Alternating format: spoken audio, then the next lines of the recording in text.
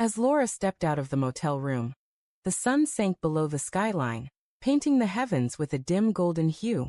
She pulled her coat tighter around her, burdened by a heavy blend of guilt and exhaustion. Her plan had been simple: slip away from her husband, Mark, for a few hours under the guise of a work commitment, and return home before dinner. But the day had dragged on longer than anticipated, and now her only desire was to sneak back unnoticed.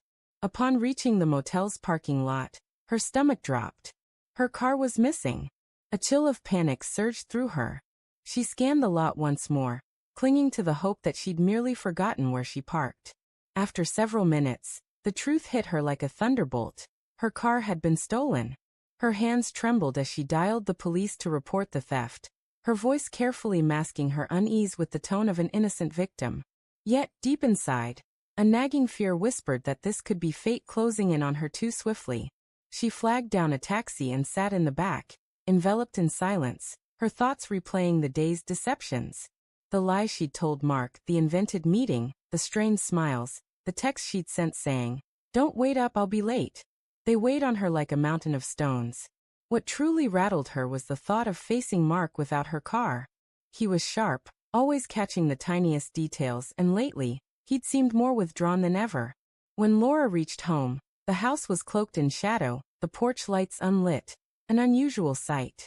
Mark always left them on when he knew she'd be late. She unlocked the door and stepped into the cold, unsettlingly quiet interior. "Mark?" she called softly, setting her purse on the kitchen counter. Only silence answered. As she moved through the hallway, a creeping dread took hold. The picture frames that once lined the walls were gone. The treasured wedding photo near the staircase had vanished. Her heart raced as she rushed through the house, checking drawers and closets. Mark's possessions, his shirts, his watch, even the old leather jacket he seldom wore, were nowhere to be found. The truth crashed over her like a flood. He was gone. On the dining table lay an envelope bearing her name. Her fingers shook as she opened it, revealing her car key and a letter. She sank into a chair, fear knotting her stomach, yet she couldn't stop herself from reading. The letter opened. "Laura, I've uncovered everything. The motel, the other man, the lies you thought you'd concealed so cleverly. You weren't as careful as you imagined. The GPS in your car gave away your whereabouts today. I had it towed while you were in that room. Consider this my goodbye." Tears burned her eyes as she continued, Mark's handwriting calm, almost eerily composed. "I didn't want a scene. I just needed you to know I deserved honesty. Your car is at your mother's. Pick it up when you're ready to face her, or yourself, with truth." Laura let the letter slip from her hands, her vision blurred by tears. The sting wasn't just from being found out. It was the quiet resolve in Mark's words. He hadn't raged or destroyed anything. He'd simply left, forcing her to face the consequences of her choices. She hurried to their bedroom, grasping at a faint hope that he might still be there. But the room felt empty. The closet stood open, half bare, his side cleared out. On his pillow lay his wedding ring, carefully placed, as if it were a final gesture of grace. Laura fell to her knees, clutching the ring, her cries resonating in the quiet.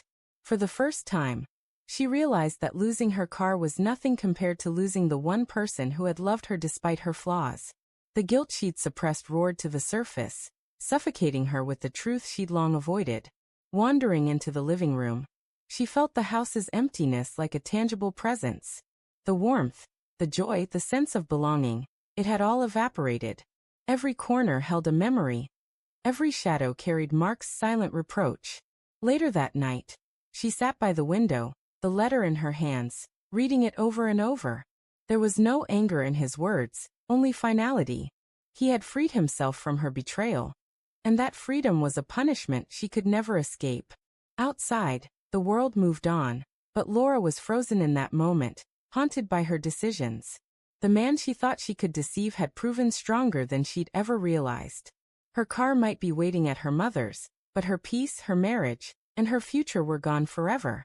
Sitting in the darkened stillness, she finally understood.